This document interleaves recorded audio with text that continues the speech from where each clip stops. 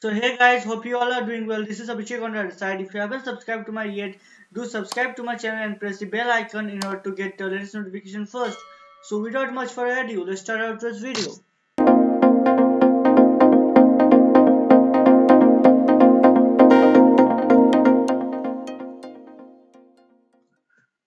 So today in this video we are gonna solve climbing stairs.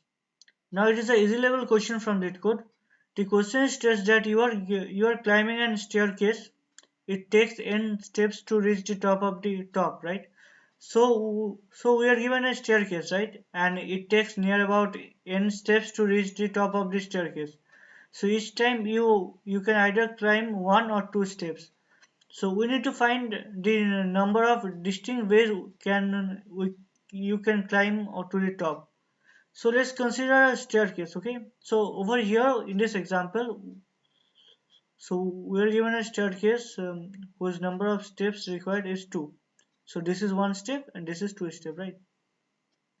So what we can do? So we can perform operation like one or two steps, right? So those are the valid steps that we can take.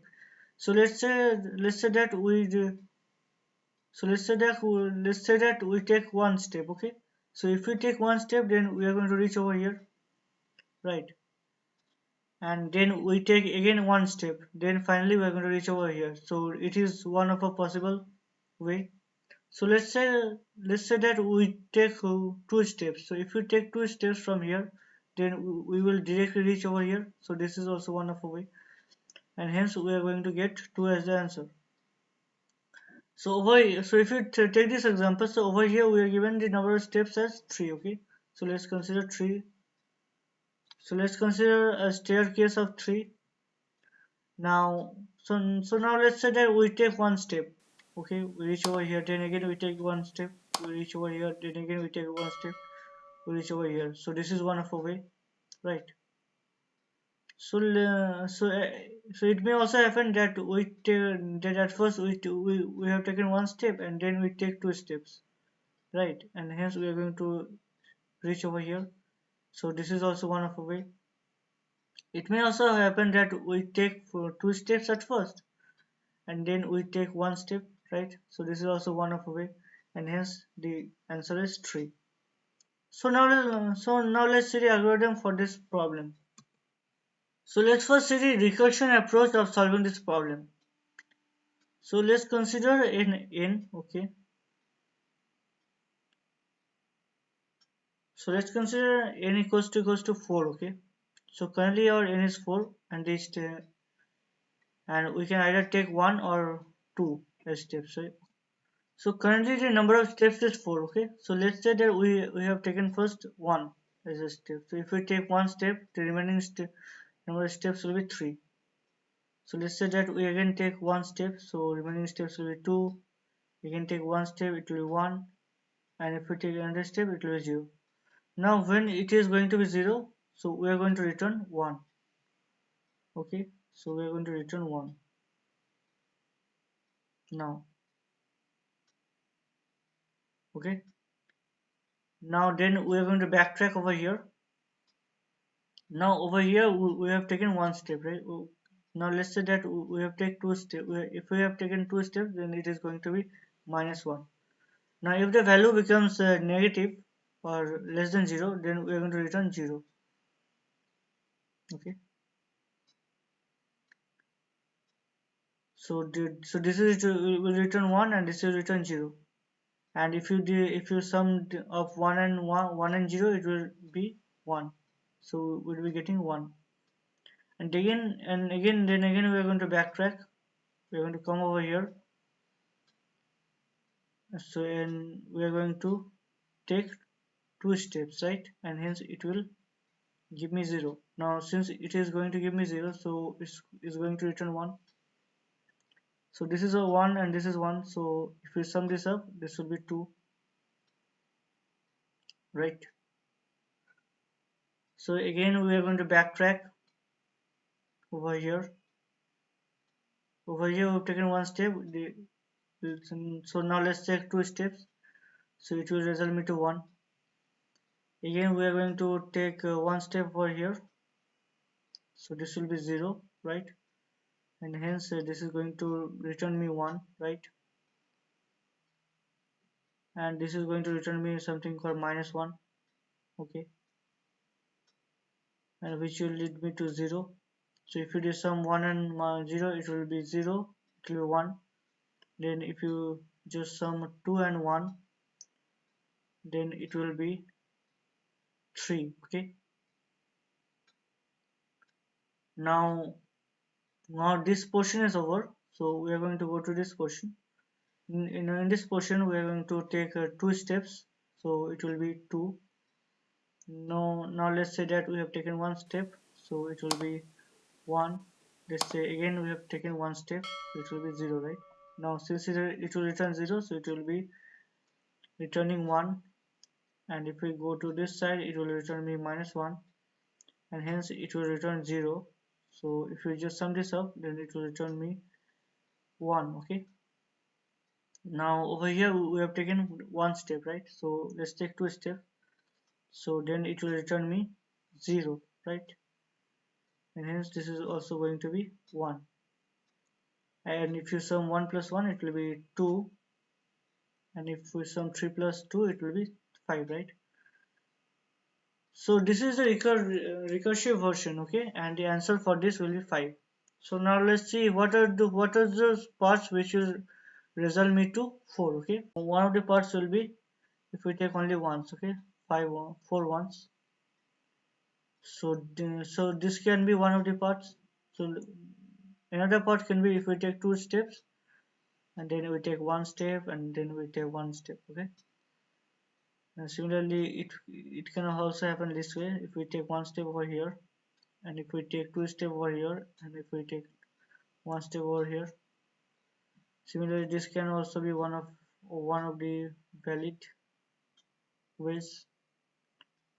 And finally, this can also be one of the valid ways. So these are the 5 ways, right? And hence our answer is 5. But there is a problem for this recursion version is the time complexity is very high. The time complexity is near about 2 to the power 4, right? And if the value of n is too high, then it is going to result me to time limit exit error. And so in order to avoid this, so in order to avoid that, what are we going to do? We need to use the property of dynamic programming. Okay. Now we can see that we have 2 over here. We have 2 over here also, right? Now this 2 is returning me 2, and this 2 is also returning me 2, right? Similarly, if you see this, we have 1 over here, then also we have 1 over here, right? Over here also we have a 1, right? So this one is returning me 1, this is also returning me 1, this is also returning me 1, right? So if we have, so what is going to do is that we are going to take a data structure, okay? So let's consider an array, okay? Now in this data structure, what we are going to do? We need to consider data structure of size n plus 1, okay? Of size n plus 1, we are going to consider data structure. So let's consider data structure of size n plus 1. That is, this is 0, this is 1, this is 2, this is 3, right? This is 4. Okay? 0, 1, 2, 3, 4. So this is 0, this is 1. Now let's consider this as okay. So currently we are at 4, okay? So then next we are going to go to 3. Next we are going to go to 2, next we are going to 1. Now at 1 we are returning 1, right? So we are going to store 1 over here, okay? Similarly for 2 we have got 2, okay? So we are going to store 2 over here. Similarly for 3 we are going to store 3 over here, right? Now now over here we have again visited 2, right? But this time we have already stored we have already stored 2 in our data structure, right? And hence we don't need to go to this path, right? And hence it is going to save a lot of time. So the time complexity for this algorithm will be big of n, because we are going to traverse through each of these elements, right, only once, and hence it is a big of n, while the space complexity for this algorithm will be big of n because we are using an extra space over here, as you can see, right? So now let's see the code for the algorithm. So let's first see the recursion approach, and then we are going to convert it into the dynamic programming approach. So what we're going to do, we need to first return a function. So let's just create a function solve. Okay, in this solve function we have passed one parameter, that is n. So let's create a function of return type int, and we are going to pass n as the parameter, right? So at first we are going to what we're going to do, we are going to visit. So we are going to take one step. Next we are going to take 2 steps. So okay, and finally we are going to sum it up for backtrack, right? And the best case for this function will be if your n is equals to 0, then we are going to return 1. But if your n is less than 0, that is if it is negative, then we are going to return 0, right? So I hope this will work. So let me just run this code. So if we run this code, then it is giving me a correct answer, right? But if we try to submit it,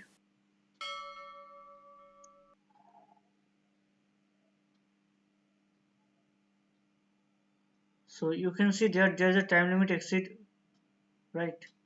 So now let's see how we can overcome this time limit exceed error. So in order to overcome this time limit exceed error, we need to use dynamic programming. So at first we're going to have a vector, okay, just consider it to be dp of size n plus 1, and we are going to initialize each of the element of this vector as -1, okay, and then we are going to pass this dp over here, and next we are going to take a vector, and we are going to use pass by argument. Next we are going to check if our dp of n, right, because we are changing n is not equals to -1, then we are going to return dp of n, right? And over here we are going to pass dp, we are also going to pass dp, and next we are going to store the value, right, whatever comes, not dp. Now let's run this code. So if you see, it is showing me accept, right? So let me just submit it.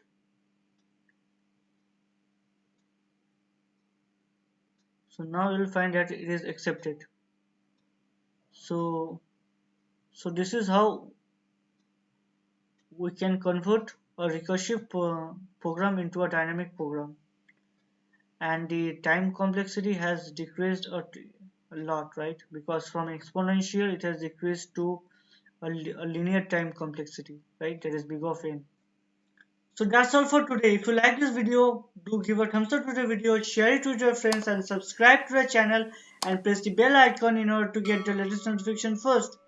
So I'll see you in my next video.